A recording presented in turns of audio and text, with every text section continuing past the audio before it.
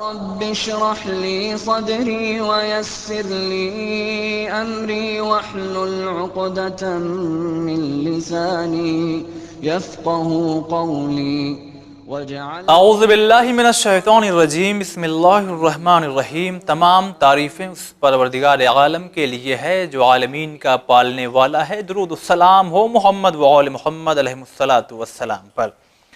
ناظرین اکرام السلام علیکم ورحمۃ اللہ۔ پروگرام دعا میں آپ سبھی کا استقبال کرتے ہیں۔ یقیناً آپ انتظار کر رہے ہوں گے، اس لیے کہ ہم آپ سبھی لوگ خداوند عالم کی بارگاہ میں اہل بیت علیہ الصلاۃ والسلام کے وسیلے سے دعا کرتے ہیں، لیکن بہت سی اس میں شرائط ہیں، سلیقہ طریقہ، آداب کیا ہیں، کب کہاں کیسے دعا کہاں مانگنا چاہیے، کب مانگنا چاہیے، کیسے مانگنا چاہیے، کیفیت کیا ہونا چاہیے، کیسی دعا مانگنا چاہیے۔ بات اسی پہ چل رہی تھی پچھلے ایپیسوڈ میں، اگر آپ کو یاد ہو آداب کیا کیا ہیں۔ آج بھی انشاءاللہ بچی ہوئی جو باتیں رہ گئی تھیں اسے بھی انشاءاللہ اس ایپیسوڈ میں ہم آپ تک پہنچانے کی کوشش کریں گے، اور مسلسل اس پروگرام دعا میں ہمارا ساتھ دے رہے ہیں حجت الاسلام والمسلمین علی جناب مولانا سید روح ظفر رضوی صاحب۔ آئیے روبرو کراتے ہیں۔ السلام علیکم ورحمۃ اللہ۔ علیکم السلام ورحمۃ اللہ۔ ہمارا ایک سوال یہ ہے، ہمارا اسٹیٹس تو یہ نہیں ہے مگر ہم خدا سے مانگیں، پتہ نہیں ملے کہ نہ ملے، لیکن انداز اب یہ ہے کہ ہم دعا تو کر رہے ہیں، پتہ نہیں قبول ہو کہ نہ ہو۔ یہ چیزیں بھی اگر پیدا ہو جائے تو کیا شریعت کا حکم ہے؟ صحیح۔ ہاں، یہ خیال ذہن میں انسان کے آتا ہے کہ ہم دعا تو کر رہے ہیں، پتہ نہیں قبول ہو گیا کہ نہ ہو۔ جی ہاں، یعنی ایک طرح سے شک و تردید ہو جاتی ہے۔ ہاں اب وہ جس بنیاد پر ہو، جی، لیکن انسان کے ذہن میں پتہ نہیں قبول ہوگی یا نہیں ہوگی۔ کبھی کبھی حسن ظن نہیں آ پاتا، صحیح، جبکہ ہمیں حسن ظن رکھنا چاہیے کہ جب بھی انسان خدا کی بارگاہ میں ہاتھوں کو پھیلا رہا ہے تو اس بات میں شک نہ کرے کہ قبول ہو گیا نہیں۔ یہ دیکھنا چاہیے کہ اگر شرائط ہیں دعا کے، جی، اگر ہم نے رکاوٹوں کو ہٹا دیا ہے، اگر ہم نے شرائط کو فراہم کر دیا ہے، تو پھر ہمیں اس سے دور نہیں ہونا چاہیے۔ یقین رکھنا چاہیے کہ ہم نے ہاتھوں کو پھیلایا ہے تو یہ دعا باب اجابت تک ضرور جائے گی۔ حسن ظن ہونا چاہیے کہ خداوند عالم اس دعا کو قبول کرے گا۔ لہذا ہم اپنے نبی کریم سے سبق کو سیکھیں کہ آپ نے فرمایا ادعوا اللہ وانتم موقنون بالاجابہ۔ جب تم دعا کرو، آپ فرماتے ہیں کہ اے لوگوں، اے مومنین، جب تم دعا کرو تو تم اس حال میں دعا کرو کہ تم اللہ سے قبول کا یقین رکھو۔ واقعی، یعنی دعا کے قبول ہونے کا یقین رکھتے ہوئے خداوند عالم کی بارگاہ میں جاؤ۔ صحیح بات ہے، سبحان جب ہاتھ پھیلا رہے ہو تو خدا اللہ تعالیٰ سے اس طرح مانگو کہ تمہیں یقین ہو قبولیت کا، شک و تردید نہیں ہونی چاہیے، ذہن میں خیال بھی نہیں آنا چاہیے قبول ہو گیا نہیں۔ لہذا صادق آل محمد حضرت امام جعفر صادق علیہ السلام کا فرمانا ہے کہ اذا دعوت فاقبل بقلبک وظن حاجتک بالباب۔ جب تم دعا کے لیے ہاتھ اٹھا رہے ہو، دعا کر رہے ہو، تو اپنے دل کو راضی کرو، دل کو تیار کرو، یعنی دل سے دعا مانگو۔ اور اس کے بعد فضن، تمہیں اس بات کا یقین ہونا چاہیے کہ حاجتوں کا بالباب، کہ تمہاری حاجت تمہارے دروازے پہ ہے۔ یعنی انسان اتنا زیادہ انسان کو اس بات پر توجہ رکھنی چاہیے، یقین رکھنا چاہیے کہ یقیناً ہماری دعا حاجت پوری ہوگی، شک نہیں کرنا چاہیے، لہذا اس کے اوپر غور کرنا چاہیے کہ انسان جب خدا کی بارگاہ میں گیا تو یہ باب اجابت تک یقیناً پہنچے گی، رحمتوں کے دروازے کھل جاتے ہیں۔ جب انسان خدا کی بارگاہ میں ہاتھ کو پھیلاتا ہے، خدا کو یاد اتنی پسند آتی ہے کہ جب آتا ہے تو خداوند عالم رحمتوں کے دروازوں کو کھول دیتا ہے۔ اور یہی نہیں، اللہ تعالیٰ اس یقین و انہماک کی وجہ سے، یعنی جب بعض وقت ایسے آتا ہے کہ انسان دعا کرتے کرتے، راز و نیاز کرتے کرتے خدا کی بارگاہ میں اتنا مہو ہو جاتا ہے کہ وہ بھول جاتا ہے کہ وہ دعا کر رہا تھا۔ عشق الہی کا اسے مزہ، ذکر الہی کا مزہ ایسا آتا ہے کہ بھول جاتا ہے کہ اس نے دعا کے لیے اپنے آپ کو تیار کیا تھا، دعا ہی نہیں کیا۔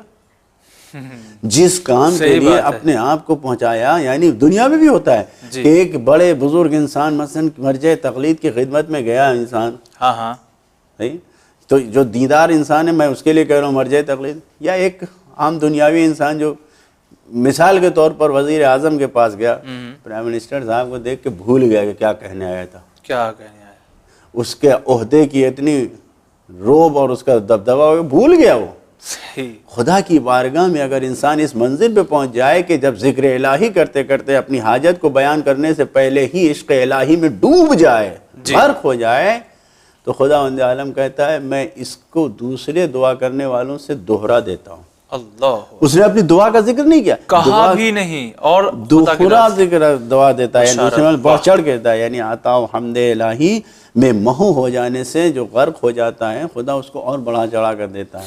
لہذا انسان کو شک نہیں کرنا چاہیے، خداوند عالم کی عطا بہت زیادہ ہے، اور جو دعا مانگے اس یقین کے ساتھ مانگے کہ یقیناً قبول ہوگی. بے شک. سبحان اللہ.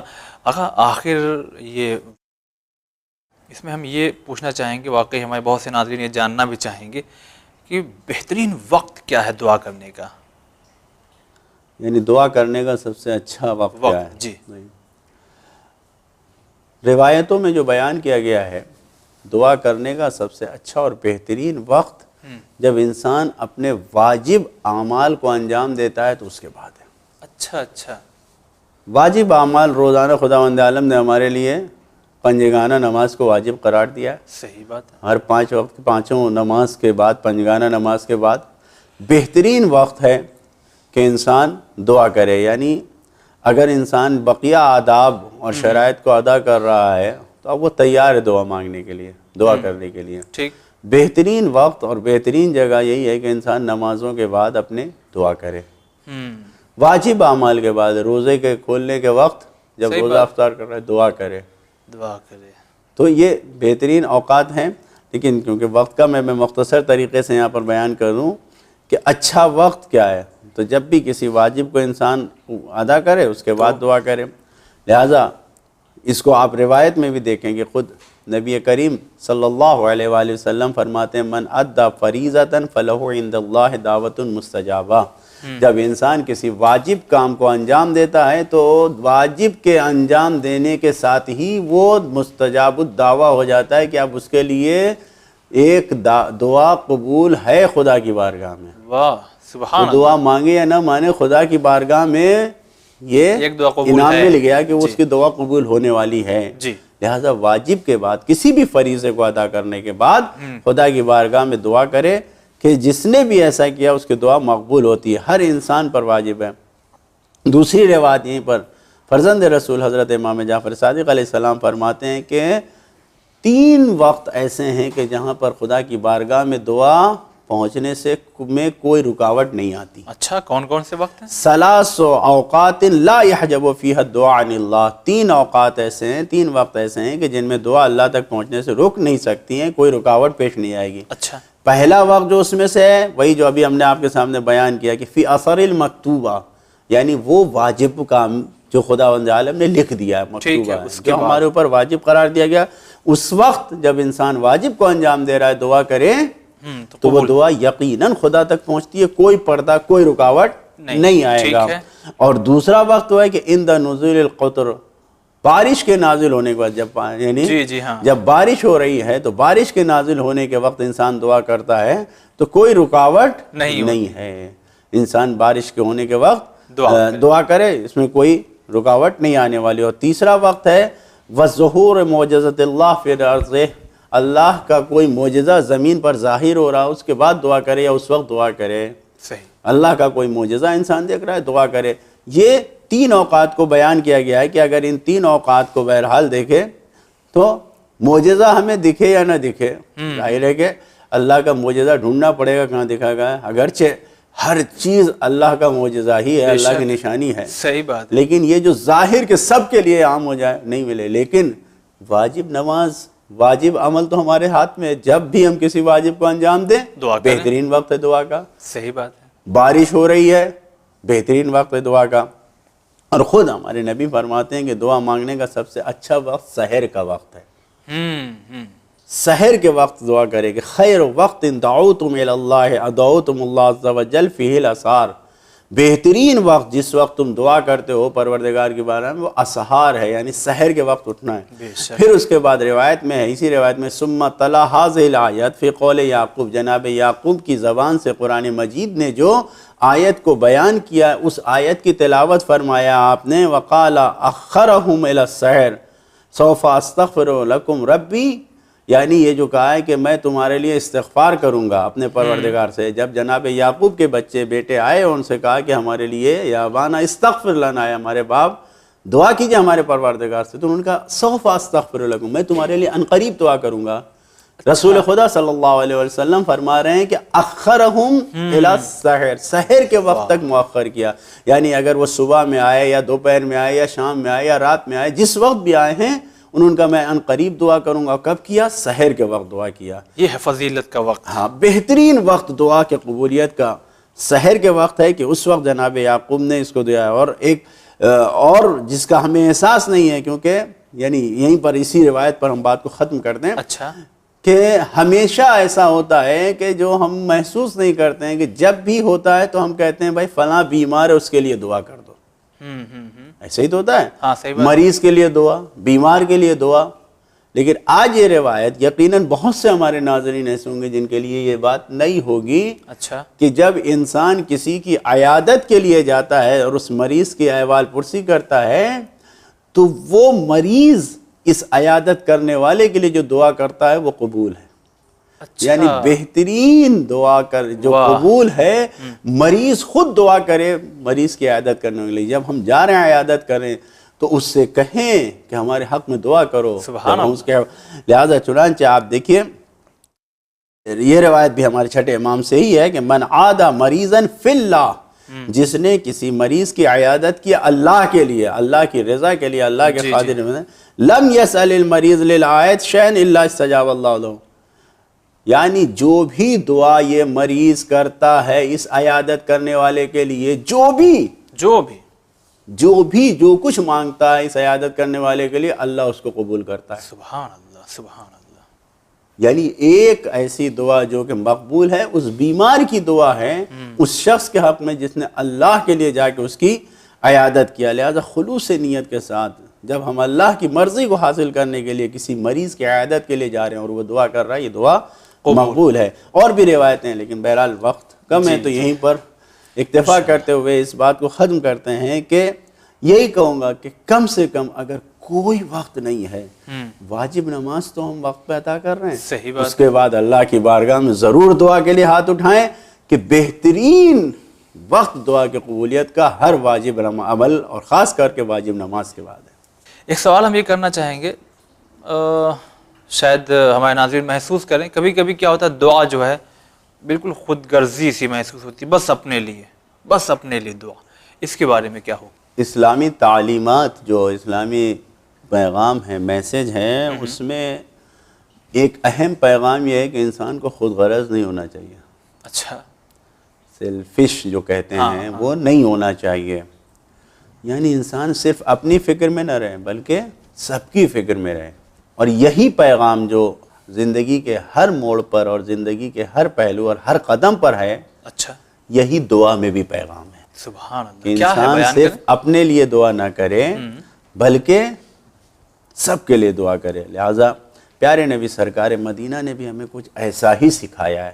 ساری تعلیمات سب کچھ سکھائی انہی کی باتیں ہیں. بے شک. اس کو چبا کے اور ہضم کر کے اور بغیر ہضم کیے ہوئے بھی ہر طریقے سے انسان پیش کرتا ہے. اب سوال یہ ہے کہ کون اس کو لے اور ہضم کر جائے اور اس پر عمل کر جائے. لہٰذا سرکار رسالت مآب فرماتے ہیں کہ تمہاری دعا جو ہے وہ عمومی ہونی چاہیے، عام، بالکل جنرل. اچھا. نہیں یہ کہ صرف اپنے لیے، سب کے لیے دعا کرو. اور یہی ضروری ہے کہ تمہاری دعا اللہ کی بارگاہ میں قبول ہو جائے. فرمایا ومن قدم 40 رجلا من اخوانہ قبل ان يدعو لنفسہ استجیب لہ فیہم وفی نفسہ. آپ نے فرمایا کہ جو شخص اپنے لیے دعا کرنے سے پہلے 40 مومنین کے لیے دعا کرے، اللہ تعالیٰ ان مومنین کے حق میں بھی اور خود اس کے حق میں بھی اس کی دعا کو قبول کرتا ہے. سبحان اللہ. سبحان. لہٰذا یہ جو خود غرضی دعا میں آ جاتی ہے تو یہ جان لی کہ پتہ نہیں قبول ہوگی یا نہیں ہوگی. صحیح بات ہے. لیکن 40 مومنین کے لیے دعا کر کے پھر اپنے لیے دعا کر رہا ہے تو اس بات کا یقین کر لے کہ خدا کی بارگاہ میں یہ دعا پہنچ گئی اور دعا قبول ہو گئی. دعا کی قبولیت کے لیے اس خود غرضی سے ہمیں باہر آنا پڑے گا اور سب کے لیے دعا کریں، یقیناً دعا قبول ہوگی. لہٰذا یہ کتنی اچھی چیز ہے کہ خدا نے ہر عبادت میں تو کہا ہی ہوگا، لیکن نماز شب میں بالکل مخصوص طریقے سے جی، کہ 40 مومنوں کا نام لو، پھر اپنی حاجت کو پوری کرو، ہمارے سامنے پیش کرو. یقیناً یعنی دوسروں کے لیے دعاؤں کو کر کے جب انسان اپنے لیے کرتا ہے تو قبول ہوگی. خداوند عالم اس کو بہت ہی کھلے ہوئے دل سے ہمارے الفاظ میں اپنی بارگاہ میں قبول کرتا ہے کہ اس نے ہمارے بندوں کا خیال کیا ہے. یعنی یہ سمجھ سکتے ہیں کہ اگر دنیاوی مثال لی جائے کہ کچھ ایسے ادارے ہوتے ہیں جو یتیموں کو پالتے ہیں جی. یا ہینڈی کیپ لوگوں کو پالتے ہیں، وہ تو ایک ہوتا ہے جو 40-50 کو پالتا ہے، لیکن اس ایک کے پیچھے دنیا کی نظر ہوتی ہے، ارے یہ فلاں کو پال رہا، لو اس کو ہم اتنا دے دیتے ہیں، لو ہم اس کو اتنا ادا کرتے ہیں. تو وہی دعا میں لہٰذا ہمیں توجہ کرنا چاہیے. معصومین نے ہم سے یہی کہا ہے، ائمہ اطہار علیہ السلام نے، کہ پہلے 40 مومنین کے لیے دعا کرو، پھر اپنے لیے دعا کرو. واہ سبحان اللہ. اور شاید وہ واقعہ آپ بیان کریں زیادہ بہتر ہوگا، شاید اسی لیے امام حسن علیہ السلام نے اپنی مادر گرامی سے پوچھا. جی بہت مشہور واقعہ ہے کہ آپ ہمیشہ دعائیں کرتی ہیں لیکن پڑوسیوں کے لیے اور اپنے لیے بعد میں، اور یہ عین ممکن دوسرے وقت میں ہے کہ آپ اپنے لیے کرتی ہی نہیں. دوسروں نے تو کہا الجار سمت دار، بیٹا پہلے پڑوسی ہیں پھر اپنا گھر ہے. واہ. یعنی پڑوسیوں کے لیے دعا. جبکہ یہیں پر میں تمام اہل فکر و نظر جو لوگ غور و فکر کرتے ہیں اچھا، ان سے یہ پیغام دینا چاہتا ہوں کہ اس بات پہ غور کریں کہ شہزادی فاطمہ زہرا سلام اللہ علیہا جو رسول اللہ کی اکلوتی بیٹی تھیں، ان کے پڑوسی کیسے تھے اس کو تاریخ میں جا کے دیکھیں. مگر پھر بھی دعا کرتے تھے. پھر بھی ان پڑوسی کے لیے آپ دعا فرمائیں. سبحان اللہ سبحان اللہ کا بہت شکریہ ادا کرتے ہیں. آج پھر سے آپ نے ہمارے ناظرین کے لیے بڑی محنت کر کے اہم ترین باتیں ناظرین آپ تک پہنچی ہے اس پروگرام کے ذریعے. اپنے پروگرام کو ہم یہیں پہ ختم کرتے ہیں. انشاءاللہ اور بھی جو آداب ہیں اور بھی جو باتیں ہیں دعا کے سلسلے سے انشاءاللہ اگلے ایپیسوڈ میں پہنچائیں گے. آپ کے علم و معرفت میں اضافہ ہوتا رہے گا، لیکن جاتے جاتے آپ سے التجا ہے کہ آپ ہم تمام لوگوں کے لیے بھی دعا کیجئے کہ چینل ہمارا ترقی اور زیادہ کرتے رہے اور خلوص کے ساتھ ہم آپ تک پیغام اور اہل بیت علیہ الصلوۃ والسلام کی نشر کرتے رہیں انشاءاللہ. الہی آمین. خدا قال رب اشرح لي صدري ويسر لي أمري واحلل عقدة من لساني يفقه قولي.